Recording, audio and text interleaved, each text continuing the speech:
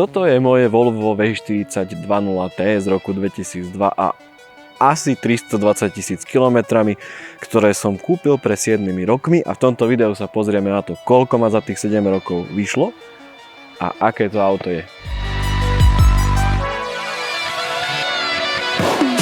Volvo V40 prvej generácie sa spolu so sedanovou verziou S40 vyrábalo od roku 1996 do roku 2004. Moje faceliftované kombi bolo vyrobené v holandskom Borne v niekdajšej fabrike DAFu, kde sa neskôr vyrábali napríklad Smart 44, Mitsubishi Colt, BMW X1 či Mini Countryman. Okrem Holandska sa 40-ky vyrábali aj v Malajzii, Botswane, Južnej Afrike alebo Thajsku. Dokopy vzniklo vyše 423 000 kombíkov a vyše 576 000 sedanov. Sedanová S40 sa v 90. rokoch zapájala aj do British Touring Car Championship a v roku 1999 dokonca vyhrala. Kombi V40 zas podľa oficiálnej tlačovej správy vyhralo v roku 1996 cenu za, citujem, najkrajšie kombi na svete. Problém ale je, že mu to udelil nejaký taliansky časopis menom Automobilia, o ktorom sa mi nepodarilo nájsť jednu jedinú zmienku na internete. Hociak, ja zdieľam sentiment nevygoogliteľného talianskeho časopisu a V40 sa mi páči vrátane čiernych kufrových dverí ako historický odkaz na model P1800 ES. Inak V40 dizajnoval Peter Horbury, ktorý môže aj za C30. Ak nejakým zázrakom sledujú toto video nejaké dámy, mám z vás radosť. A C30 je to auto, čo mal ten odrazivý upír proste, no tento. Inak toto švédsko-japonsko-holandské kombi má zhodou okolností rovnaký koeficient odporu vzduchu ako pôvodná Toyota Supra, 0,32. To je zhodou okolností rovnaký koeficient ako má Volkswagen Charan, Peugeot 106 alebo aj krabicové Volvo 850. Aerodynamika proste nie je veda, ale bosoráctvo. No, ale to bolo všetko štvrťstoročie dozadu. Aké je Volvo V40 spred vyše 20 rokov a po veľa 100 000 kilometroch? Moje faceliftované Volvo V40 bolo dovezené na Slovensko v roku 2008. Vtedy malo asi 160 000 kilometrov, ale medzi kontrolou originality a najbližšou slovenskou STKčkou prešlo špeciálnou akciou to auto, takzvaný Black Friday kilometrový, a dostalo zľavu 70 000 kilometrov, čiže keď došlo na najbližšiu STKčku, tak malo zrazu 90 000 kilometrov. No čiže tachometer síce ukazuje 223 000 kilometrov momentálne, ale podľa môjho odhadu, vzhľadom na to, že 2 roky to auto jazdilo, tak dajme tomu, že 15 000 km ročne najazdilo, čiže to je 30 000, plus bolo stočené o 70 000 km, takže teraz má 323 000 km, čiže o 100 000 viac môjim odhadom, ale Kristus zná. Čo sa týka vizuálneho stavu tohto auta, tak je to také takzvané 10-metrové auto, to neznamená, že je 10 metrov dlhé, ale že z 10 metrov to ešte vyzerá dobre.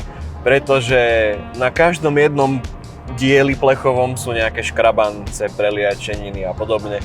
Na kapote sa šúpe lak, to je podľa mňa výrobná vada, respektíve na veľa autách z tejto doby sa šúpe lak, nie farba, iba lak.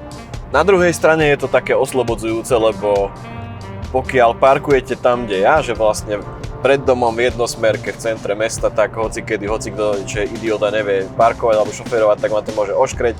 Veľa opitých ľudí sa tady pohybuje, čiže našiel som raz zahasený špak na streche napríklad. No a keď máte auto, ktoré už pred vami bolo preddoškrabané a predzničené, tak tým pádom sa nemusíte až tak trápiť, že Ježišmária, no tak ani neviem vlastne, či tento škrabanec bol tu, nebol tu. Pridali mi ho, nepridali mi ho, je mi to jedno. Mám 1000-eurové auto, na ktorom už aj tak bolo všetko doškrabané. Čo sa týka takých zaujímavostí a zvláštností pre Volvo V40, tak jedno z nich je toto ovládanie palubného počítača, čo je tak zaujímavo spravené, že vlastne auta s palubným počítačom sem majú do priehradky na odkladanie vložený čudlík otočný. Druhou vecou sú pozičné svetlá, ktoré som asi nevidel na žiadnom inom aute. Sú to vlastne ako keby odrázky v rohoch nárazníkov, ale sú to svetlá, nie sú to iba odrázky. Možno na nejakom inom Volve sa to nachádza, bežne to vidíte na kamionoch, autobusoch a autách, čo sú dlhšie ako 5,5 metra, tuším, alebo 6. Čo sa motora týka, tak tu nájdete 2-litrový nízkotlakovým turbom preplňovaný štvorvalec. Nízkotlakové znamená iba 0,4 až 0,5 baru. A výhodou tohto motora je, že maximálny krúťací moment má od 1800 do 4500 otáčok. Je to síce iba 240 Nm, ale je to strašne príjemné. Teraz mám napríklad 1900 otáčok na 5-ke 80 a keď pridám, tak chvíľka. A už má tlak, dobre. Proste bez problémov úplne. Žiadne nejaké zúrivé skoky ako TDIčka. No v princípe motor je asi jedna z najpríjemnejších vecí na tomto aute.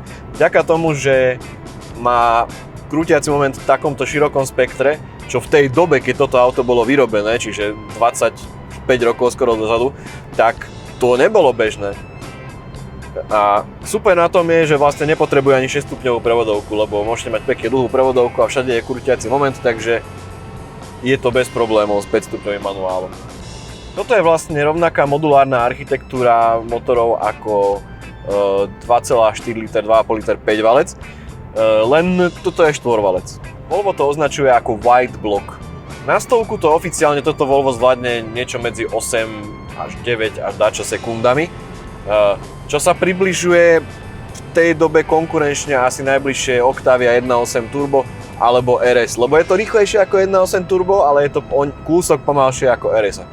Ale robila sa aj rýchlejšia verzia od tohto, 2.0 T je moje označenie a vysokotlaková verzia sa označovala ako T4, kde máte výkon 200 koní vďaka tomu, že máte väčšie turbo a vyšší plniaci tlak. Ale to zase má väčší torque steer, jak toto auto. Jedna z vecí, ktorú by toto auto potrebovalo, je samosvorný diferenciál. Pretože síce na tejto slabšej verzii je to také akceptovateľné, ale veľmi ľahko, ešte keď je mokro, tak na trojke, keď máte trošku stočený volant a dáte plný plyn, tak sa jedno koleso začne prešmikovať. Čiže zišiel by sa tomu samosvor. Na výkon 120 kW, čiže 160 koní zhruba. Vďaka dlhej prevodovke, keď zaradíte 5 a idete, neviem, 130-140, tak točíte približne len okolo 3000-3300 otáčok, takže to je úplne super, čiže tichučko, pekne máte, príjemne. Celkovo sa to auto cíti najlepšie asi na diaľnici, že je to aj dobrý odpor vzduchu, nízky, proste poko. Teraz vás možno prekvapím, pretože konceptuálne vychádza podvozok tohto auta z Mitsubishi Lancer. Respektíve Mitsubishi Charisma, tá bola trošku upravená, to je európsky model vlastne čisto, ktoré Mitsubishi ponúkalo. A tým pádom vám sedia niektoré diely z Lanceru, tým pádom vám sedia dokonca, sedí vám rozpernatý z Evolutiona 3. Podvozok tohto auta ma príjemne prekvapil, pretože som absolvoval výlet na Stelvio, kde teda to je veľmi pekná cesta, celkovo Taliansko, Švajčiarsko, tam odporúčam, krásne cesty. A v zákrutách to auto je výborné. Vpredu má síce MacPherson originál, obyčajný, a vzadu má nezávislú zadnú nápravu, takže to jazdí aj pohodlne, aj dobre, je to pekne neutrálne a vzhľadom na to, že to váži necelých 1400 kg oficiálne, tak to nie je ťažké, čo dneska 350Z bolo ťažšie od tohto. Okrem toho, že je to dvojička z Mitsubishi Charisma, toto auto, ako som spomínal, tak je to zároveň trojička s Protonom Vaja, alebo Vaja. A to je vlastne auto malajzijské automobilky. A ďalším dôvodom, prečo to auto jazdí dobre, je, že som všetko vymenil na podvozku. Proste nové tlmiče vpredu, aj pružiny, uloženie, ramena, čapy, riadenie som dokonca menil, lebo malo vôľu z nejakého dôvodu. Vzadu to isté, dokonca dozadu som zohnal špeciálne tlmiče, ktoré sa volajú že Nivomat. To je od Saxu systém, ktorý vlastne čisto mechanickým spôsobom dokáže správne udržiavať výšku zadnej časti auta. Čiže vlastne self-leveling, ako majú, neviem, Range Rovery, veľa aut, čo má vzduchové vaky, bavoráky a tak ďalej. Tak toto je čisto mechanické, vlastne idete a po pár metroch, myslím, že 200 metrov píšu v manuáli, tak do 200 metrov sa vám vyrovná vlastne výška auta potom, ako ho naložíte. Že na chvíľku klesne a po 200 metroch sa narovná správnym spôsobom. Čiže to je super. Podvozkom opravy vlastne len začali, to ani zďaleka nie je všetko. Tu vám dám zoznam všetkého, čo som menil a koľko ma to stálo za 7 rokov. Pozor, tam je aj cena auta, čiže vrátane ceny auta.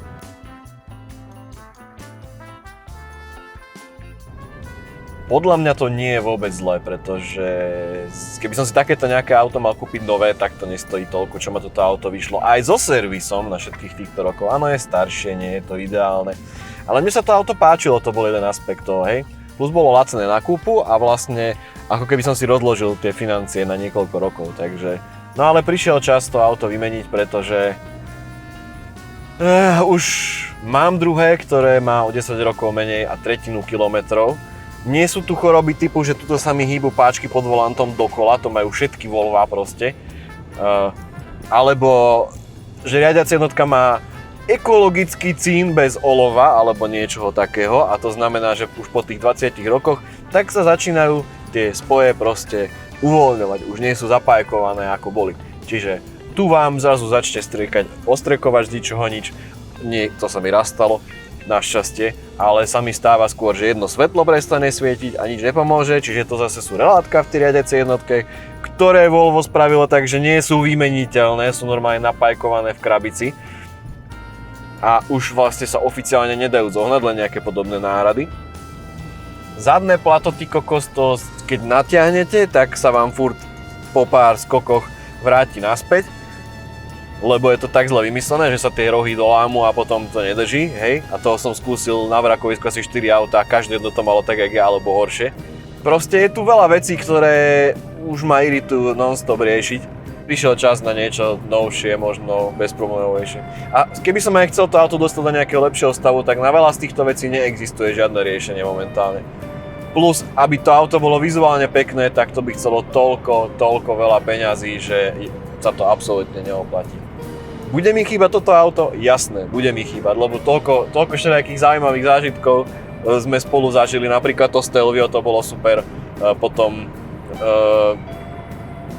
veľa festivalov som spal v kufri, lebo sa dajú krásne sklopiť sedačky takým spôsobom, že tam sa viem krížom natiahnuť, normálne sa tam mestím bez problémov. Potom vo veľa videách si zahralo to auto, jedno z nich dokonca podľa mňa ste aj videli, ak pozeráte televíziu alebo YouTube. Už ideme!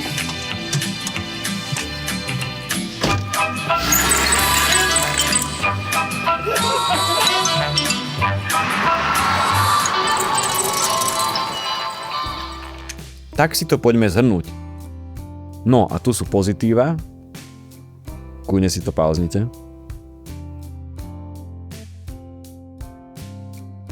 A tu sú negatíva.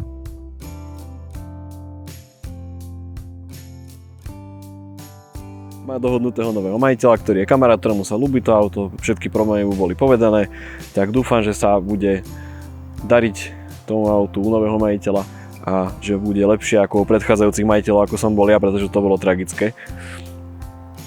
No a tak to je z mojej strany asi všetko. Čaute.